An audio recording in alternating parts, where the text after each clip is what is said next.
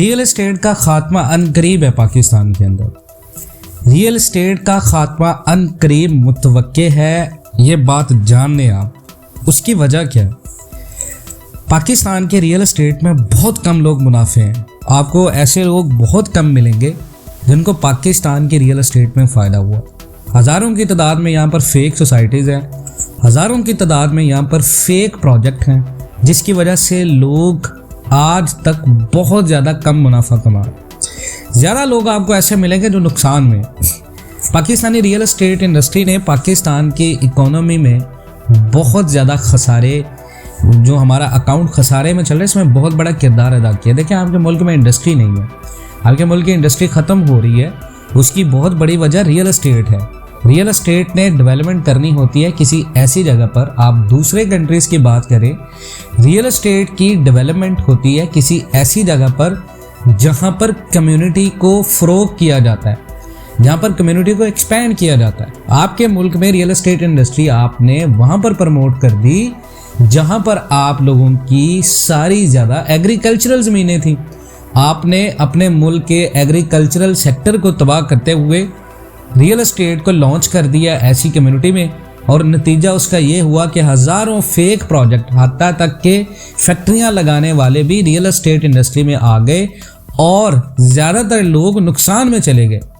आप बात करें तो प्लॉट्स हज़ारों में बेच दिए जाते हैं। अगर रियल एस्टेट की बात करें, हज़ारों ऐसे प्रोजेक्ट हैं जहाँ पर अगर 3000 का प्रोजेक्ट है, वहाँ पर 5000 की फाइल बिकती हैं, और 3000 में से सिर्फ 2000 या 2500 प्लॉट ही ऑफर होते हैं लोगों को।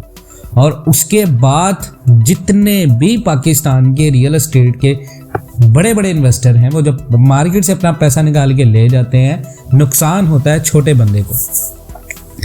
देखिए, प्लॉट्स हज़ारों बेच दिए जाते हैं, लेकिन हकीकत से कोई ताल्लुक नहीं होता। फाइल आपकी ऐसी सरमायाकारी होती है जिसमें ये जानते हुए भी आप पैसे देते हैं कि आपको आने वाले वक्तों में हो सकता है कि ये प्लॉट ना मिले। जानबूझकर बड़ी बड़ी सोसाइटीज़ बनाने वाले ऐसी ज़मीनें ली जाती हैं जिनकी कोई अप्रूवल नहीं होती। इसका डायरेक्टली मकसद ये होता है कि कल को वही इस चीज़ की कहीं पर भी माने दे सकते हैं कि उनके पास लैंड की अप्रूवल थी नहीं, और यहाँ पर प्रोजेक्ट देखिए ना, अब आवाम को कसूरवार ठहराया जाता है। भाई, आपने क्यों नहीं देखकर इन्वेस्टमेंट की? आपको नहीं पता कि फेक हाउसिंग सोसाइटी है?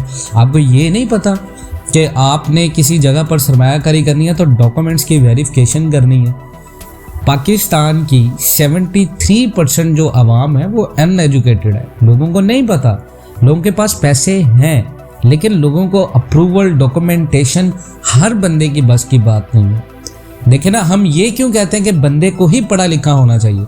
हम ये क्यों नहीं कहते कि हमारे इदारों को, मोस्टली हमारे इदारों को एजुकेट होना चाहिए और काउंसलिंग होनी चाहिए इदारों की?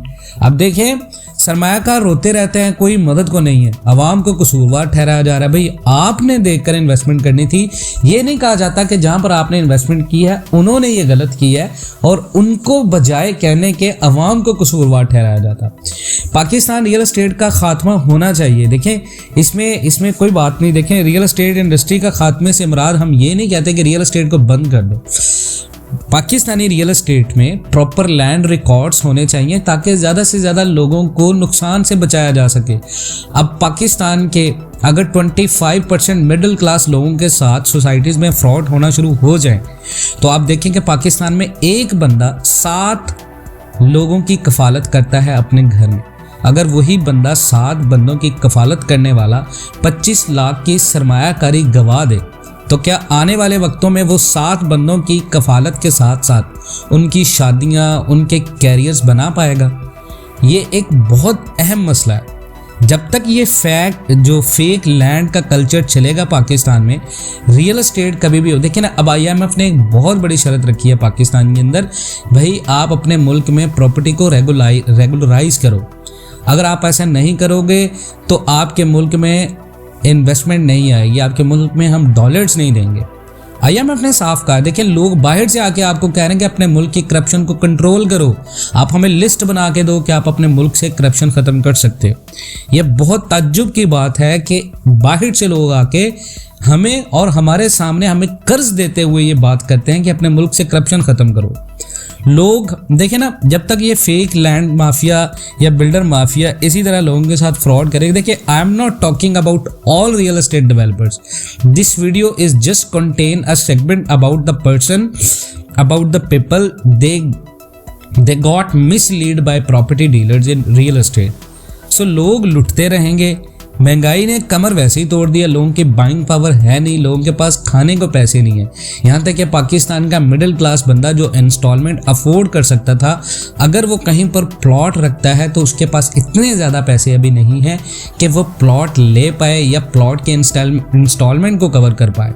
लोग अब मज़ीद धोखा खाएंगे भी नहीं। देखिए रियल एस्टेट की मार्केट वैल्यू कम होने की सबसे बड़ी वजह यह है कि करीबन 16% ऐसी रेशो है लोगों की जिनको अब ये समझ आई है, जिनका एक्सपीरियंस पहला बैड हो चुका है रियल एस्टेट के अकॉर्डिंग। तो डेफिनेटली ऐसे लोग तो इन्वेस्टमेंट नहीं करेंगे।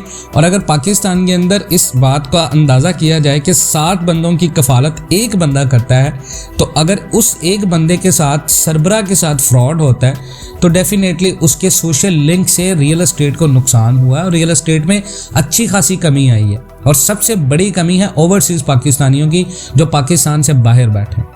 अगर आप इन तमाम बातों से इत्तफाक करते हैं, हमारे इस channel Pakistan and world TV पर नए हैं, तो अपनी कीमती राय का इजहार करते हुए हमारे इस channel Pakistan and world TV और हमारे Facebook page Pakistan and world TV को सब्सक्राइब करें और हमारी कम्युनिटी का हिस्सा बनिए। मिलते हैं नेक्स्ट वीडियोज़ में, तब तक के लिए अल्लाह हाफ़िज़।